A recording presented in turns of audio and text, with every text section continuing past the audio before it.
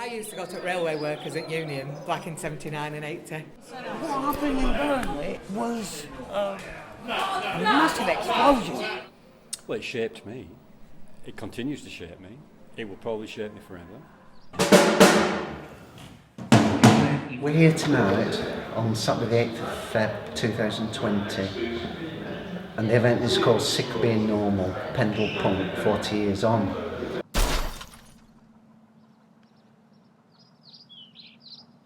And really it's a celebration of the legacy and the influence of punk in the Pendle area, and it ties in with Mid Pennine Arts.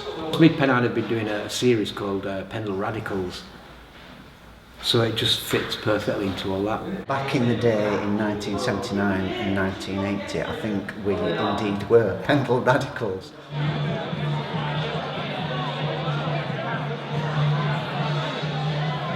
Going backwards through this whole Pendle area into the suffragettes and the trade unionists and the nonconformists. A lot of that stuff happened in the kind of small towns in the valleys that were a bit cut off. You got these kind of great surges in communal activity, and punk was one of them.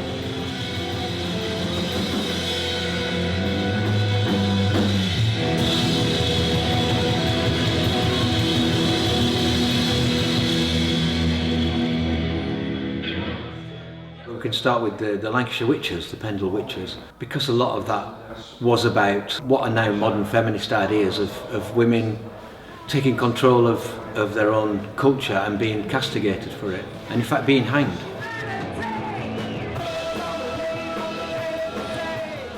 And the Pendle kind of Burnley area was notorious for that for ages, with the Pendle witches. And it's all for profit, it's all for gain. I'd laugh if I weren't in so much pain. And that led through to nonconformist religions. The father of the Quaker movement first had the vision for the Quakers when he was atop Pendle Hill. In general, in kind of small valley towns and stuff, you got people who basically didn't conform to the straight, nationally recognised religious practices and found their own way of doing things and had to build their own little chapels up on hills and stuff, which I think is great anyway. Had sort of all kinds of kind of dissident preachers and everything, and women preachers as well. And then you get onto the whole kind of political stuff. DT Warriors Special Brew, sound system, screech rock, warehouse party, squat the lot.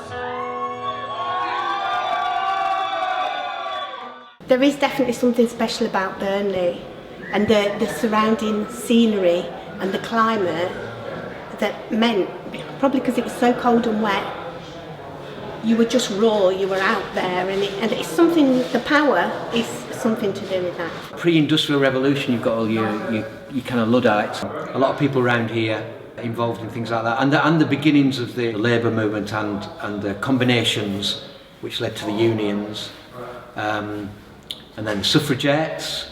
You'll just have a little light bleed. Well, I'm sorry, that's totally misleading.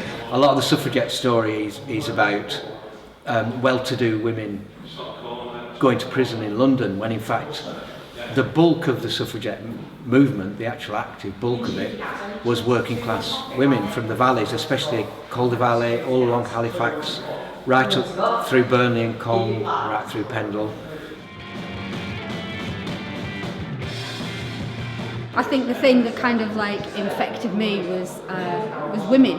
And there wasn't such a thing as girls and boys. It was very ahead of its time in that way. We were all people.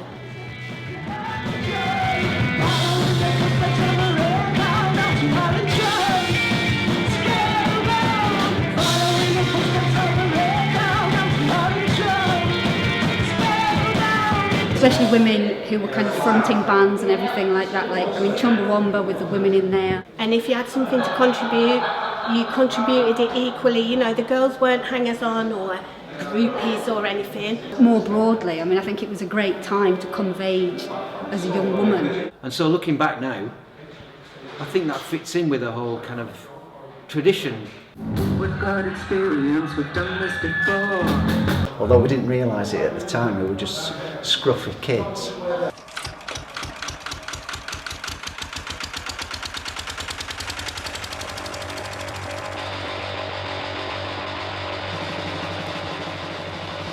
it was kind of exciting, but it was also being aware that you were in the middle of something exciting, which was really strange. So what happened is I think it was me and Sage, we heard about the Manchester Musicians Collective, which just when punk was just kind of happening, we went there and some of the Fall were there, the early Fall, and Joy Division, and Mick Hucknall from Simply Red. So me and Sage came back on the bus from Manchester and we went to Mid Pennine Arts. Simon Lanson had helped set up a UK subs gig, and we told him about this idea of a musicians collective, and he decided to set one up in Burnley.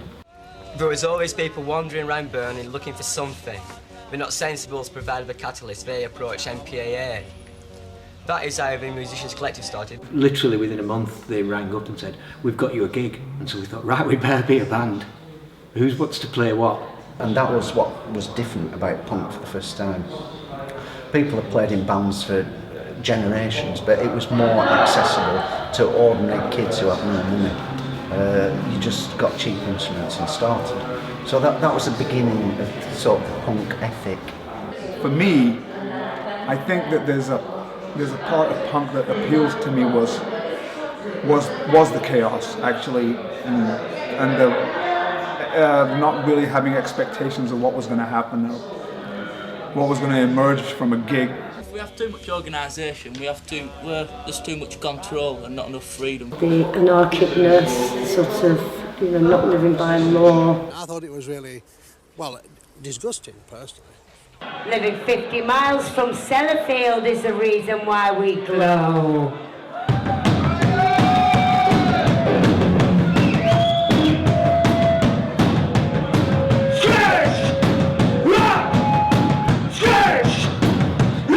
It was very anti-establishment, because as well as the government, the music industry was a big establishment, and the normal thinking was, you've got to have a manager, you've got to be signed, etc. Kids like us quietly stuck two fingers up to the establishment and got on and made records. Being able to be our real selves, being creative, making things, making music. There was the literary, artistic side to it. People made fanzines. I remember really early on someone from Mid Pennine Arts said, "Oh, you can draw, can't you? Do you want to get paid to do a poster for one of our events?" And I was like, "Whoa, yeah, great!" I got like £5 or something to design this poster, and I thought, "This is it. I'm an artist now." But that's how Mid Pennine kind of operated. It was quite a maverick thing. They were like really welcoming it. At one point, they employed about 10 or 15 punks to go over to Blackburn, I think it was, to build a stage for the Royal Shakespeare Company. They were coming up to do a thing, and we all got to watch Shakespeare. It wasn't like somebody's organised a gig, therefore you just turn up and someone pays you. It was someone's organised a gig, who's going to go on the door, who's going to print the tickets, who's going to make posters for it. So, sorry about that. It's Sage. Hi, Sage. Yeah. All right. Okay. I'll come through in a second. It won't be a minute. Okay. Cheers.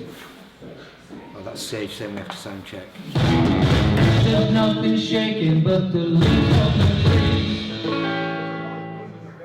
Yeah, there's so much boom that I can't. The bass is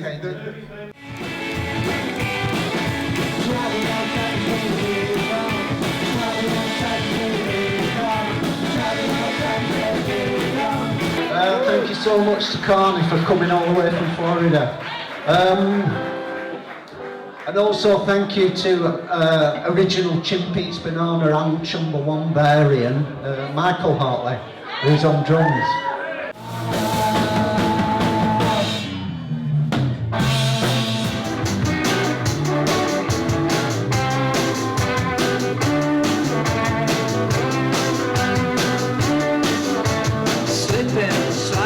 Across the table, something tells me you're the devil,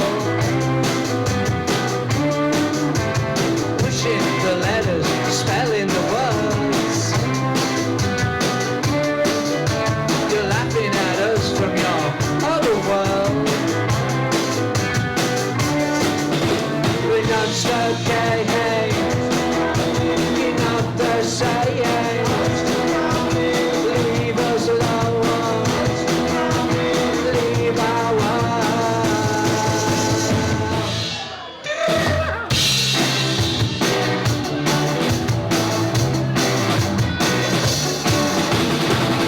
lasted gloriously and brightly for 2 or 3 years, and then it sort of fizzled out, but the legacy continued. On the acid house thing, it was massive in Burnley.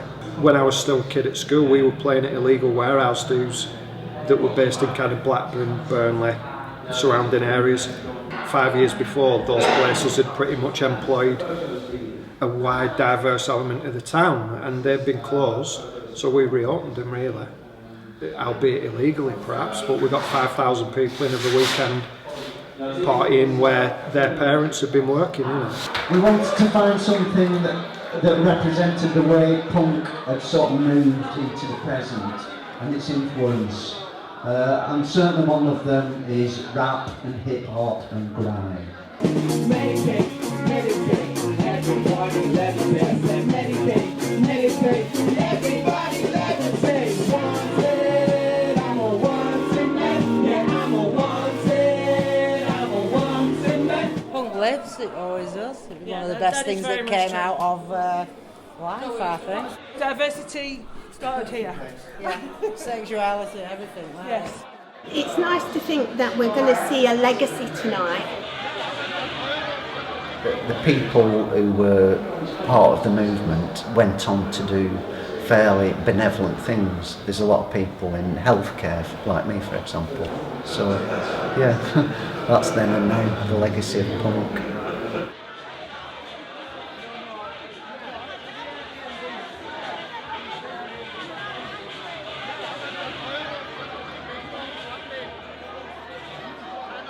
I spend an awful lot of time making things. Like for example, I'm very passionate about building cars and stuff. I build cars and motorcycles and restore them and stuff.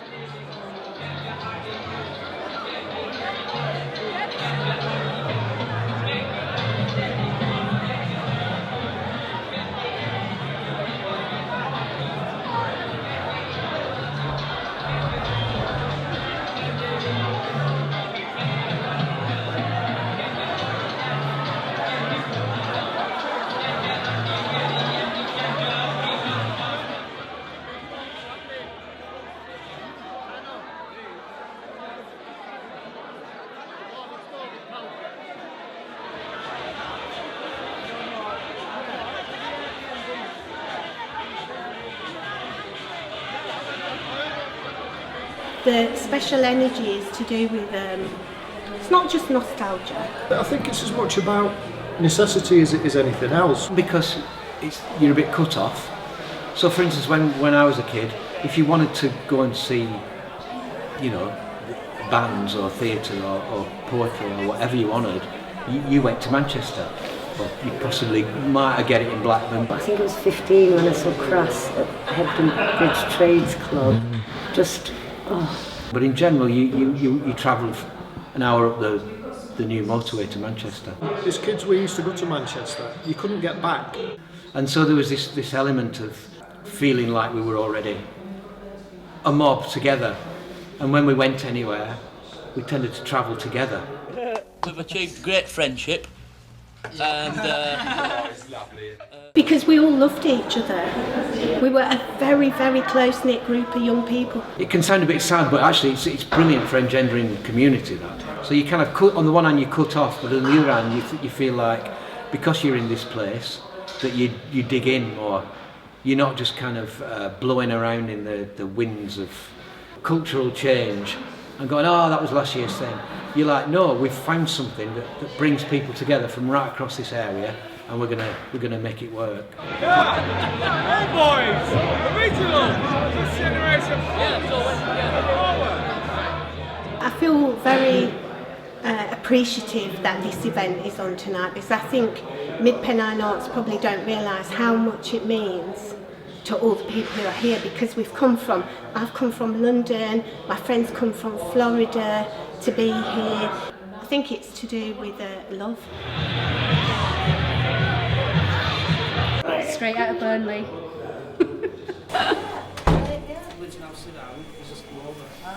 Yeah, staying at Spiders tonight, so I said I haven't fancied for like 30 years at least. Spiders up there as well, yeah. I got a picture of Peppy on my phone there. My old mate Peppy. I was a bit older than me. I introduced him to the Clash, they were like, whoa! Right. Yeah, there he is. Remember the Clash? Oh, yeah. Yeah. Don't King know who's George's. part. Quentin Termite, yeah. Roscoe. Rob. Yeah. That was me. 40 years ago. Wow. Yeah. Long time ago.